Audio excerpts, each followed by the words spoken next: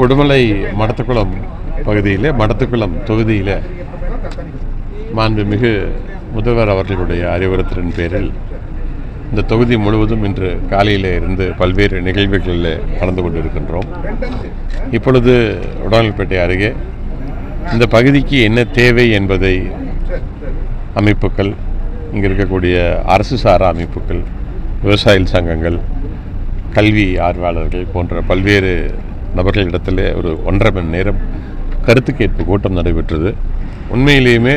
சிறப்பான கருத்துக்களை இந்த பகுதியில் இருக்கக்கூடியவர்கள், விவசாயிகளுக்கான தேவைகள், மனித குலத்திற்கான தேவைகள், இங்கே இருக்கக்கூடிய மாணவர்களுக்கு என்ன தேவைகள் இருக்கிறது, தமிழ்நாடு முழுவதும் பல்வேறு என்ன நல்ல திட்டங்களை உருவாக்க முடியும் என்பதை பற்றியெல்லாம் கருத்துக்கள் தெரிவித்திருந்தார்கள்.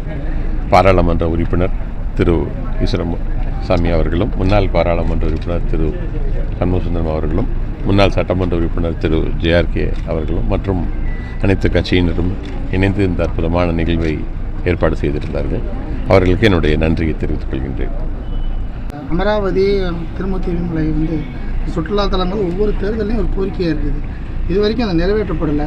அது என்ன பண்ணாங்க? வர தேர்தல் என்ன உங்களுடைய வாக்குறுதிகள் என்ன மாதிரி இருக்கும்? இப்போவும் அதை பற்றி கோரிக்கைகள் கொடுத்துருக்கிறார்கள். நல்ல திட்டங்களும் இப்படி தீட்ட முடியும்னு சொல்லியிருக்காங்க. அதனை நிச்சயமாக, அதனால தான் இந்த முறை 234 தொகுதிகளும் இருக்கக்கூடிய அனைவரையும் சந்தித்து அவர்களிடத்தில் இருந்து அறிஞர் அண்ணா சொன்னது போல அவர்களிடத்தில் இருந்து கருத்துக்களை கேட்டு அந்த கருத்துக்களை தேர்தல் மேனிஃபெஸ்டோ அறிக்கை குழுவுக்கு எடுத்து செல்ல வேண்டும் என்பது எங்களுடைய நோக்கம். அதனால் நிச்சயமாக இந்த தென்னை நல வாரியங்களை பற்றி சொல்லியிருக்கிறார்கள். சுற்றுலா தலங்கள் உருவாக்க வேண்டும் சொல்லியிருக்காங்க. இன்னொரு சிறப்பான இந்த வில்லேஜஸை வைத்து அங்கே இருக்கக்கூடிய 1000 வருடம் இருக்கக்கூடிய கோயில்கள் எல்லாம் இணைக்கக்கூடிய ஒரு நாள் சுற்றுலா அப்படி ஒன்று உருவாக்க வேணும்னு கேட்டிருக்காங்க. அதற்கெல்லாம் நிச்சயமாக அரசிடம் எடுத்து சென்று எதையெல்லாம் இந்த 5 வருட காலத்திலே அமல்படுத்த முடியுமோ அதனை தேர்தல் அறிக்கையிலே கொண்டு வருவோம்.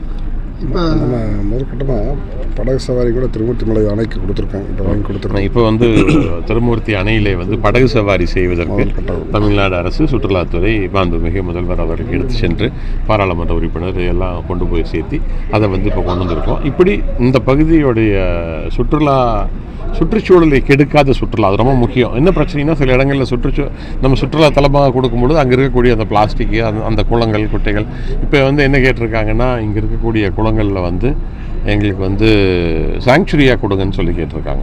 அது நல்ல விஷயம். காரணம் என்ன, குழந்தைகள் இங்கே இருக்கக்கூடிய சுற்றுச்சூழல் ஆர்வலர்கள்லாம் போய் அங்கே இருக்கக்கூடிய பறவைகளை பார்த்து அதனை ஆவணம் செய்வதில் போன்ற விஷயங்கள் இருப்பார்கள்.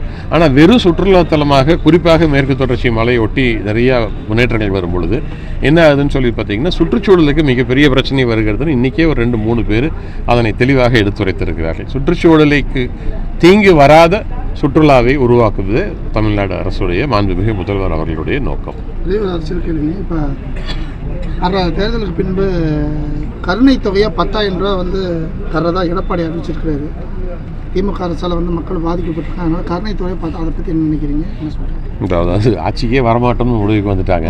அதனால் தினம் அதாவது தேர்தல் அறிக்கைங்கிறது என்னைக்கு கொடுக்கணும், ஒட்டுக்கா ஒரு தேர்தல் அறிக்கையை கொடுத்தா அது ஒரு நல்ல கட்சிக்கு அழகு. எடப்பாடியார் அவர்களுக்கு ஒரே ஒரு கேள்வி தான், என்னென்னா, எம்ஜிஆர் ஆட்சியை கொண்டு வருவோம், அம்மையார் ஜெயலலிதா ஆட்சியை கொண்டு வருவோம் சொல்லிட்டு இருக்கிறாங்க. 2017 முதல் 2021 வரை இருந்த எடப்பாடியார் ஆட்சியை கொண்டு வருவோம் என்று சொல்வதற்கு அவருக்கு தைரியம் இருக்கிறதா? நாங்கள் திரு முத்துவேல் கருணாநிதி ஸ்டாலினுடைய ஆட்சி 2026 31 வரை தொடரும்னு தைரியமாக சொல்கிறோம். அவர்களுக்கு தைரியம் இருக்கிறதா என்பதை மட்டும் அவர்கள் பதில் சொல்லட்டும்.